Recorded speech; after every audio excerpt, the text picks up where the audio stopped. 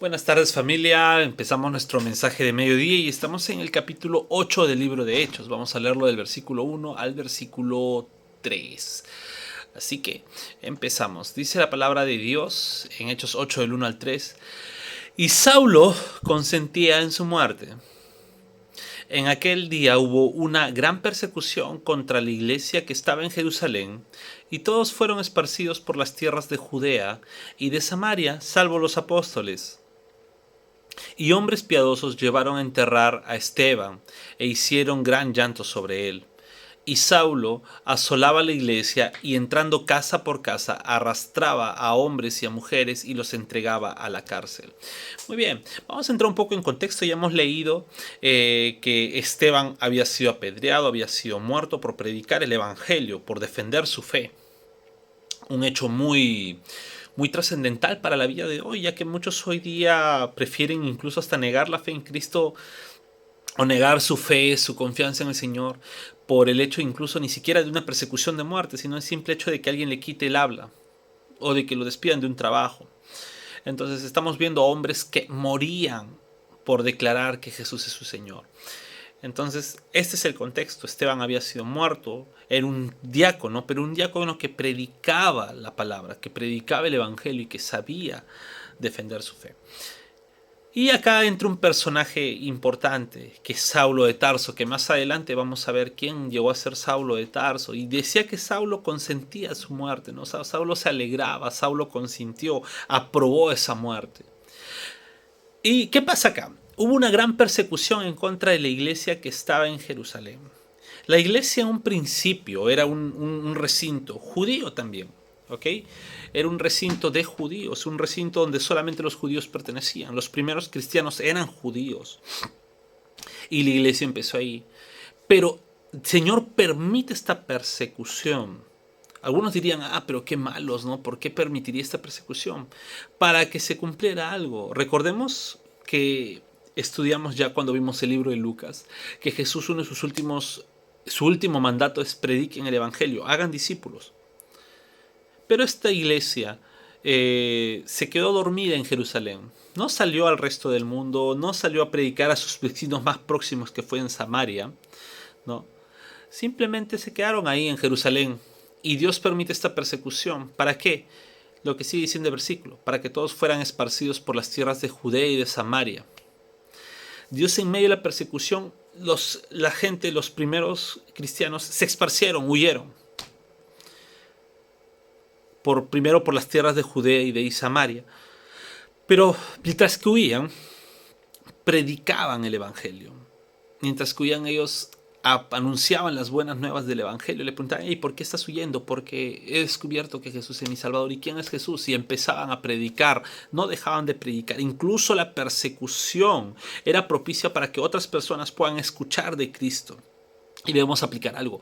Muchas veces los momentos duros de nuestras vidas o los momentos duros de la sociedad son momentos propicios para que prediquemos el evangelio de salvación. Y esto debe ser, si estamos pasando momentos difíciles, prediquemos el evangelio. Si estamos pasando circunstancias duras, prediquemos el evangelio. No hay nada más piadoso que predicar el evangelio. Y aún más cuando también estamos en una situación complicada en la vida. Cuando estamos en una situación pandémica en la vida, prediquemos el evangelio.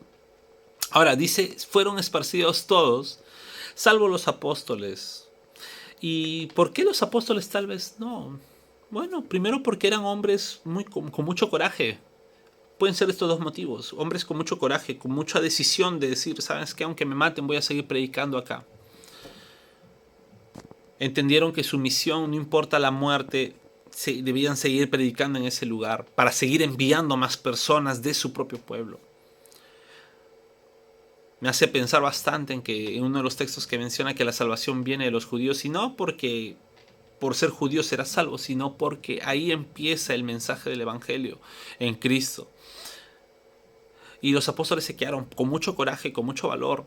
Recordemos que en los primeros versículos el Señor dijo que vendrá el Espíritu Santo para que sean testigos, sean mártires. Entonces, ese poder que tenían les hizo quedarse a ellos, a seguir predicando el evangelio en Judea. Y otro sentido es porque eran personas con una conducta muy piadosa, muy buenas. Eran personas muy admiradas. Y quisiera leer algo que William Barclay hace en su comentario, ¿no? Da un ejemplo de Platón. Dice, cuando una vez se le hizo una acusación maliciosa a Platón, su única respuesta fue: viviré de tal manera que todos puedan comprobar que la acusación es una mentira. Y los apóstoles tenían una vida tan piadosa, tan buena, con tan buen testimonio, que causaba incluso hasta temor de repente de ponerles la mano, porque el pueblo iba a decir: pero ellos no han hecho nada malo. Y esto nos inspira a nosotros a tener mucho valor en las situaciones difíciles y a vivir una vida de piedad, una vida bastante pegada a la palabra de Dios, que incluso cuando se nos quiera decir o se quiera poner mano en nosotros, tanto en algún comentario malicioso o en una acusación falsa o en cualquier situación, pues las personas pueden decir: esta persona es un buen cristiano. Ahora recuerda que es vivir una vida de piedad, no es simplemente llenarte la boca a decir que eres cristiano, pues eso no vale, sino vivir tu vida para que puedan incluso personas con otra fe distinta, con otras circunstancias, digan: este es un cristiano, y es un buen cristiano, es un cristiano de verdad. Tal vez no compartan contigo muchas cosas, pero tu testimonio va a ser incluso que te miran al tratar de hablar de ti. Y si hablan cosas de ti en acusaciones, pues lo único que haces es acusar la buena persona que eres. Entonces, tengamos ello. Y luego dice el versículo que los hombres piadosos llevaron a enterrar a Esteban, pues tenían duelo porque su hermano había muerto por vivir una vida de piedad, una vida predicando el evangelio. Y nuevamente aparece el personaje que Saulo de Tarso asolaba la iglesia, entraba casa por casa, arrastraba a hombres y mujeres y los entregaba a la cárcel. Esa es la vida que vivían nuestros primeros hermanos, los primeros cristianos, una vida de persecución. Y hoy nosotros, aquí en Occidente, vivimos una vida sin persecución. O si es una persecución no como la vivían ellos en esos tiempos. Es una persecución simplemente donde nos callan en las redes sociales, donde nos intentan reducir algunas cosas, pero no es una persecución como ellos pasaban, que iban a sus casas, entraban y los arrastraban hasta la cárcel a hombres y mujeres. Sin embargo, ellos seguían predicando el evangelio.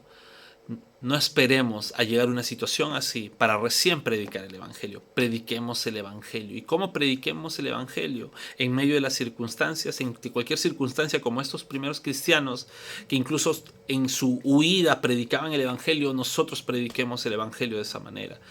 ¿Cómo más predicamos el evangelio? Teniendo este coraje que tuvieron los apóstoles en la situación de quedarse a seguir predicando, sea cual sea la situación, y viviendo una vida de piedad, porque su testimonio predicaba también mucho para ellos. No esperemos llegar a una persecución para recién decir: es necesario predicar el evangelio, sino tengamos, como dice el apóstol Pablo más adelante: ay de mí si no predico el evangelio. Bien, familia, esto fue el mensaje de mediodía. Dios los siga bendiciendo. Nos vemos mañana.